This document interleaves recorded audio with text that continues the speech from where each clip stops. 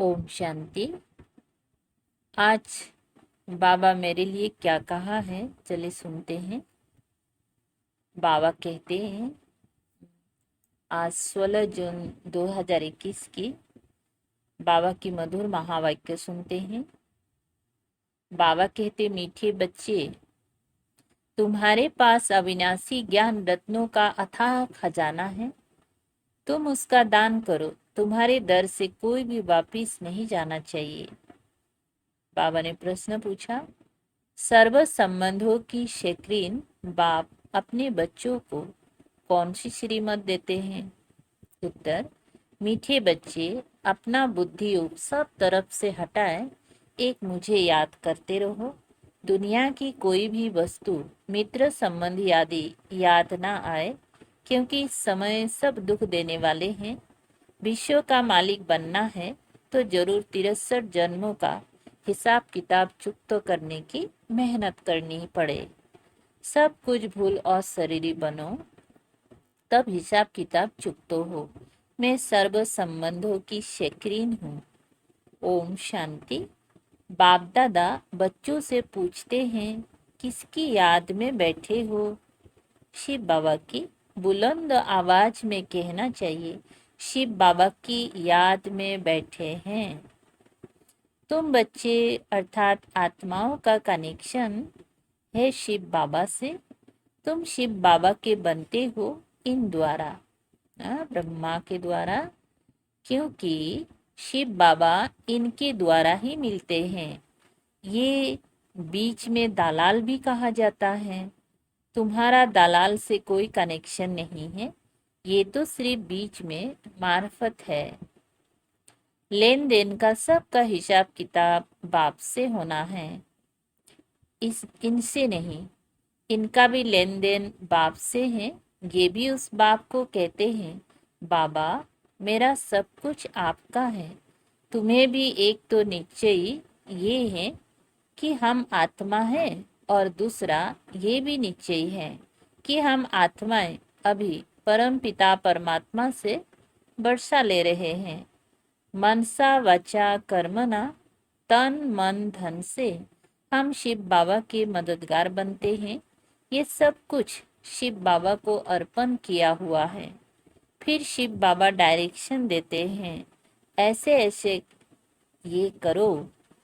इनको कहा जाता है श्रीमत। बाप खुद कहते हैं, मैं इस पुराने तन में प्रवेश करता हूँ। ये भी पतित से पावन बन रहे हैं। ये किसने कहा? शिव बाबा ने। ये भी पावन बन रहे हैं, इनका भी मेरे साथ हिसाब किताब है। इनके साथ कोई का हिसाब किताब नहीं। तुम चिट्ठी लिखते हो, शिव बाबा के आरब ब्रह्मा, परंतु माया ऐसी है जो निरंतर याद करने नहीं देती है। बुद्धियों घड़ी घड़ी तोड़ देती है। अगर यही पक्का पुरुषार्थ करेंगी तो फिर दूसरा सब कुछ भूल जाएगा। शरीर भी भूल जाएगा। ये शरीर होगा, परंतु आत्मा को इन सब चीजों से नफरत होगी। ये अवस्था जमाने की प्रैक्टिस करनी होती है। अंत में हमको अपना शरीर भी याद ना पड़े। बाप कहते, अपने को अशरीरी समझ मुझ बाप को याद करो। सदैव अशरीरी हूँ। तुम भी अशरीरी थे, फिर तुमने पाठ बजाया, अभी फिर तुमको पाठ बजाना है। ये मेहनत है। विश्व का मालिक बनना कोई कम बात है क्या? मनुष्य ही विश्व का मालिक बन सकता है। ये देवताएं भी मनुष्य है, परंतु इनको देवी गुण वाले देवता कहा जाता है। लक्ष्मी नारायण विश्व के मालिक थे। इन्हों को अपने बच्चे होंगे, वही उनको माँ बाप मानेंगी। परंतु आजकल मनुष्य अंधश्रद्धा से इन लक्ष्मी नारायण को तमेव मातास्य पिता कहते हैं। वास्तव में ये महिमा है शिव बाबा की। देवताओं की महिमा गाते हैं, आप सर्वगुण संपन्न, परंतु उन्हों की पूजा क्यों करते हैं ये किसी को पता नहीं है। अभी तुम ऐसी महिमा गाएंगी कि तुम माता पिता, हाँ तुम जानते हो शिव बाबा वो निराकार परम पिता परमात्मा है। उनसे ही सुख घनेरे मिलते हैं। बाकी जो भी संबंधी आदि हैं उनसे दुख ही मिलता है। ये तो एक शेक्रिन है जिससे सर्व संबंधों की रचना मिलती है। इसीलिए बाप कहते हैं मम्मा काका चाचा आदि सब से बुद्धि हटाए मामेकम याद करो। तुम गाते भी हो दुख हरता सुख करता, सर्व का सद्गति दाता एक ही है, वही हमारा सब कुछ है। लौकिक बाप से भी दुख मिलता है, बाकी टीचर है जो किसी को दुख नहीं देते। टीचर पास जाकर पढ़ने से तुम शरीर निर्वाह करते हो। हुनर सिखाने वाले भी होते हैं, वे सब अलग काल के लिए टीचिंग करते हैं। भक्ति में भी महिमा एक राम अथवा परम पिता परमात्मा की ही करते हैं, उनको ही याद करते हैं। वास्तव में भक्ति भी एक की ही करनी है, वो एक ही तुमको पूज्य बनाते हैं। तुम पहले पहले एक शिव बाबा की पूजा करते हो, उनको सतु प्रधान भक्ति कहा जाता है। फिर आत्मा भी शतु प्रधान से सतो रोजो तमो बनती है। तुम समझते हो हम पुजारी बनते हैं। तुम पहले एक शिव की ही पूजा करते हो, फिर कलाएं कम होती जाती हैं। भक्ति भी सतु प्रधान से सतो रजो तमो बन जाती है। सारा ड्रामा तुम्हारे ऊपर ही बना हुआ है। आपे ही पूज्य आपे ही पुजारी। जो 84 जन्म पूरे लेते हैं उनकी ही कहानी है, उनको ही बाप बैठ बताते हैं तुमने 84 जन्म कैसे लिए। हिसाब ही उनका है। जो पहले पहले पूज्य देवी देवता बनते हैं वही पुजारी बनते हैं। बाप कहते हैं मैं कल्प कल्प आकर तुमको पढ़ाता हूँ और देवी देवता धर्म की स्थापना करता हूँ, राजयोग सिखाता हूँ। गीता में भूल से कृष्ण भगवानुवाच लिख दिया है, भगवान तो एक ही होता है।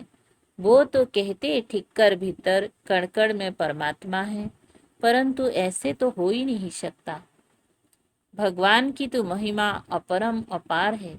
कहते हैं बाबा तुम्हारी गति मत न्यारी, अर्थात तुम्हारी जो श्रीमत मिलती है वो सबसे न्यारी है।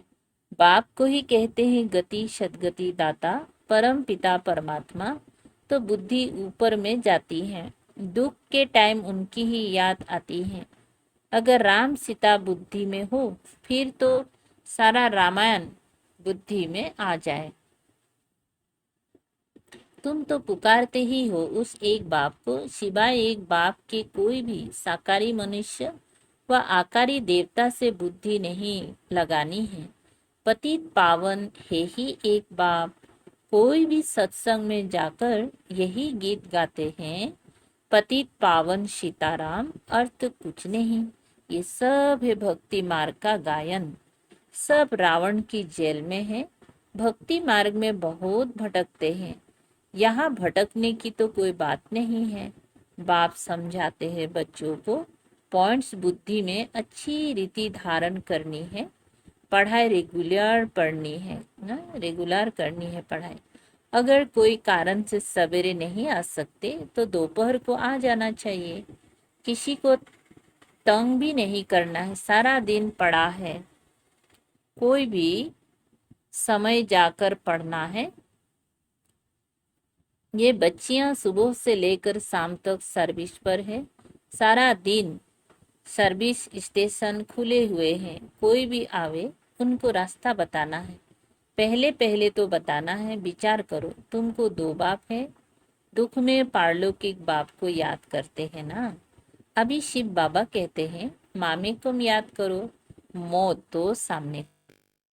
ये वही महाभारत लड़ाई है। फल बड़े पदमपति करोड़पति हैं, बड़े बड़े मकान आदि बनाते हैं, परंतु वो रहने थोड़े ही हैं, ये सब टूट जाने हैं। वो समझते ही कलयुग की आयु लाखों बरस है, इनको कहा जाता है घूर अंधियारा। कोई के पास पैसे हैं, पूछते हैं मकान बनाए, बाबा कहेंगे पैसे हैं तो भल बना लो, पैसे भी तो मिट्टी में मिल जाने हैं, ये तो टेम्पररी है। नहीं तो ये सब पैसे भी चले जाएंगे, कुछ भी रहेगा नहीं। फल बनाओ, फिर उसमें गीता पाठशाला का प्रबंध रखो। जो तुम्हारे दर पर कोई भी आवे, उनको भिक्षा ऐसी दो जो उनको एकदम विश्व का मालिक बना दो। तुम्हारे पास अथाह ज्ञान धन है, इतना कोई के पास नहीं है। तुम्हारे पास सबसे साहूकार वो है जिनके पास बहुत ज्ञान रतन बुद्धि में भरे हुए हैं। कोई भी आवे,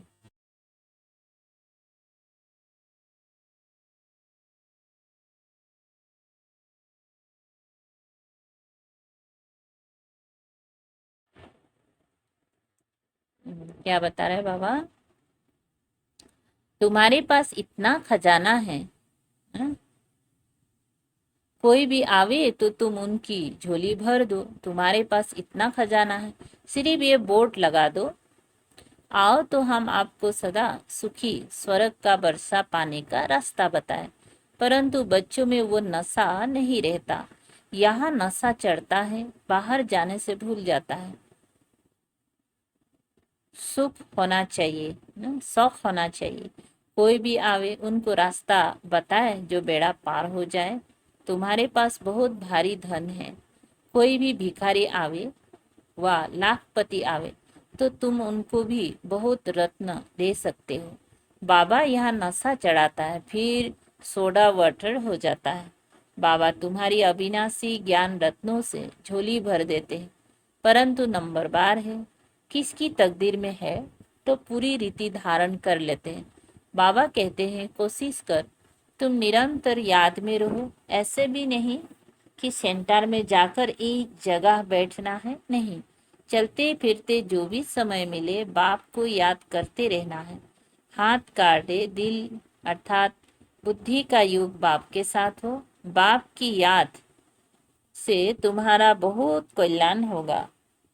21 जन्मों के लिए तुम साहूकार बन जाते हो। बेहद का बाप बेहद का वर्षा देते हैं। भारत स्वर्ग था, अब नरक है। बाप कहते हैं अब मुझे याद करो तो तुम्हारी आत्मा सतु प्रधान बन जाएंगी। बाप को याद करेंगी तो नशा चढ़ेगा। हमारे जैसा धनवान सृष्टि में कोई नहीं है। बाप ही याद नहीं होगा तो धन कहाँ से आएगा। स्वर्ग में तो तुम बच्चों को अपार सुख मिलता है। शास्त्र में तो कितनी दंत कथाएं लिख दी है, गाते भी है राम राजा राम प्रजा, धर्म का उपकार है। फिर कहते हैं राम की सीता चुराई गई, बंदरों की सेना ली। आगे खुद भी पढ़ते थे, कुछ भी समझते नहीं थे, अब कितना समझ में आता है। कितनी वंडरफुल बातें लिखी हैं। बाप कहते हैं मुझे प्रकृति का आधार लेना पड़ता है।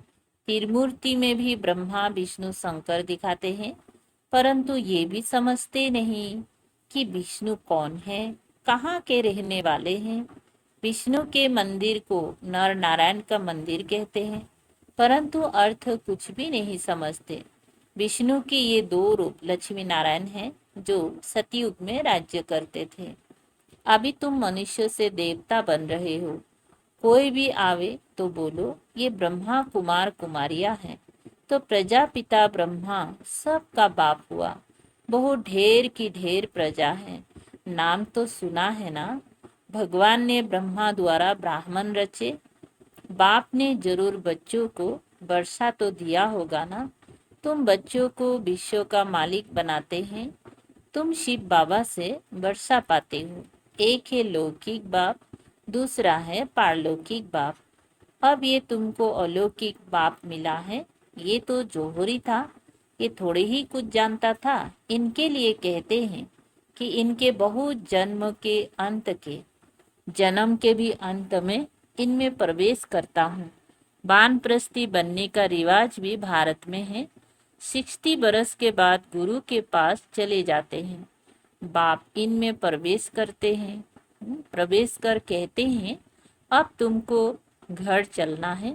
मुक्ति सब चाहते हैं, परंतु मुक्ति को जानते कोई भी नहीं।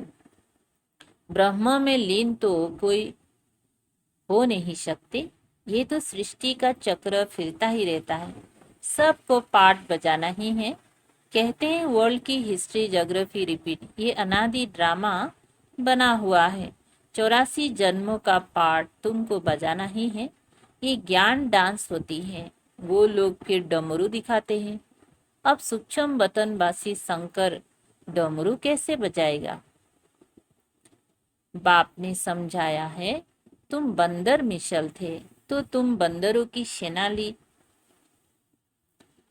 तुम्हारे आगे बाबा ज्ञान का डमरू बजा रहे, तुमको ज्ञान देते हैं। अभी तुम्हारी सूरत और सीरत दोनों पलटा रहे हैं। काम चिता पर बैठ तुम काले हो गए हो। बाबा फिर तुमको ज्ञान चिता पर बिठाए, सूरत और सीरत दोनों पलटाए सांवरे से गोरा बना देते हैं। यहाँ बाबा कितना नशा चढ़ाते हैं, फिर नशा गुम क्यों होना चाहिए? अच्छा, मीठे मीठे सिकलधे बच्चों प्रति माता पिता बाप दादा का याद प्यार और गुड मॉर्निंग। रूहानी बाप की रूहानी बच्चों को नमस्ते। हम रूहानी बच्चों की रूहानी बाप दादा को याद प्यार, गुड मॉर्निंग और नमस्ते नमस्ते। शुक्रिया बाबा, शुक्रिया। अच्छा, धारणा के लिए सार है। 1 नंबर, बाप ने जो अथाह ज्ञान का धन दिया है उसे धारण कर स्वयं भी साहूकार बनना है और सबको दान भी करना है। जो भी आए उसकी झोली भर देनी है। नंबर 2 है, बाप की याद से ही कल्याण होना है, इसीलिए जितना हो सके चलते फिरते बाप की याद में रहना है। सर्व संबंधों की रचना एक बाप से लेनी है। वरदान है, सारे वृक्ष की नॉलेज को स्मृति में रख तपस्या करने वाले सच्चे तपस्वी व सेवाधारी भव। विस्तार है, भक्ति मार्ग में दिखाते हैं कि तपस्वी वृक्ष के नीचे बैठकर तपस्या करते हैं। इसका भी रहस्य है। आप बच्चों का निवास इस सृष्टि रूपी कल्प वृक्ष की जड़ में है। वृक्ष के नीचे बैठने से सारे वृक्ष की नॉलेज बुद्धि में स्वतः रहती है। तो सारे वृक्ष की नॉलेज स्मृति में रख साक्षी होकर इस वृक्ष को देखो तो ये नशा खुशी दिलाएगा और इससे बैटरी चार्ज हो जाएंगी। फिर सेवा करते भी तपस्या साथ साथ रहेगी। स्लोगन, तन की बीमारी कोई बड़ी बात नहीं, लेकिन मन कभी बीमार ना हो। ओम शांति। Thank you Baba.